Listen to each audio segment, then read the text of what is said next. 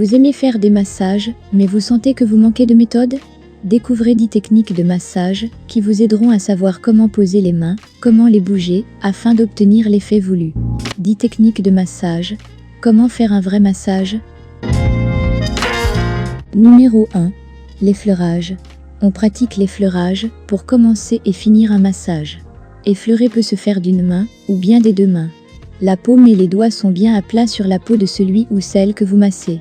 Les mains ne doivent pas être froides, le geste doit être ample et il permet de mettre l'autre en confiance. Pas de chatouille, mais une approche franche des mains sur l'ensemble du corps. Numéro 2. La pression du pouce. On applique en général les 2 pouces simultanément. On utilise cette technique principalement sur les zones de tension. Elle sera très adaptée de la cheville au genou, puis jusqu'en haut des cuisses. Il en sera de même le long de la colonne vertébrale, de bas en haut ou de haut en bas. Numéro 3. Le pincement. Afin de stimuler, le pincement doit être pratiqué avec le bout des doigts. Pincer entre le pouce et l'index, sans faire mal, les zones douloureuses ou contractées. Pour ne pas faire d'erreur, il faut être particulièrement attentif aux réactions de la personne massée. Numéro 4. Les étirements. Les étirements sont recommandés pour les muscles contractés. C'est sur le lieu de la douleur que doit s'exercer le massage en prenant soin de ne pas faire souffrir davantage le partenaire. Pour cela, une certaine familiarité avec des connaissances anatomiques est recommandée. Cette pratique s'exerce très lentement, avec une pression relativement douce, puisqu'il s'agit de dénouer un endroit contracté. Les 2 mains doivent être coordonnées autour du muscle visé. Elles s'écartent lentement l'une de l'autre, afin d'allonger le muscle, sans forcer. La contraction doit lâcher tout doucement sous vos mains. Numéro 5. La traction. D'une pratique assez accessible, cette technique va permettre d'aider à détendre une articulation. Concentrée sur un point précis du corps, poignet, genou, cheville par exemple, vos 2 mains s'installent sur la zone à masser et s'écartent lentement l'une de l'autre pour tendre l'endroit douloureux. Cette traction doit se répéter longtemps et son intensité doit s'exercer progressivement. Numéro 6. Le pétrissage. Les 2 mains attrapent délicatement l'endroit à masser qui va venir remplir la main complètement, même si seuls les bouts des doigts attrapent avec une certaine puissance la peau de votre partenaire.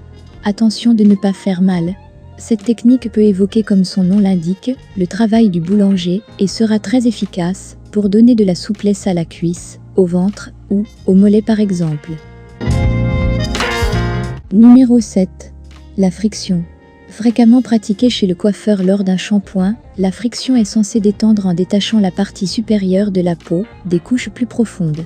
Le mouvement peut s'exercer sur tout le corps, sauf sur le visage, avec une pression suffisante pour ne pas déraper. Elle tonifie et dynamise tout en relaxant. Numéro 8. Le ballottement. Destiné à chauffer un muscle, le ballottement sera généralement pratiqué sur le corps d'un sportif pour le préparer. Cette technique s'exerce alternativement avec les 2 mains qui, l'une après l'autre, attrapent le muscle concerné.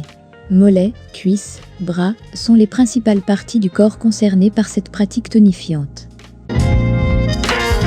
Numéro 9. La palpation. Très subtile, cette technique nécessite un peu d'entraînement et beaucoup d'attention à l'autre. Les mains qui massent doivent sentir parfaitement ce qu'elles massent, et c'est pour cela que le contact se fera par le bout le plus sensuel des doigts, la pulpe. La pression peut être douce ou puissante, et les mains peuvent travailler ensemble ou se relayer. Le dos ou le ventre seront les parties du corps les plus concernées. Numéro 10. La vibration. Cette technique requiert un peu d'adresse et beaucoup de doigté.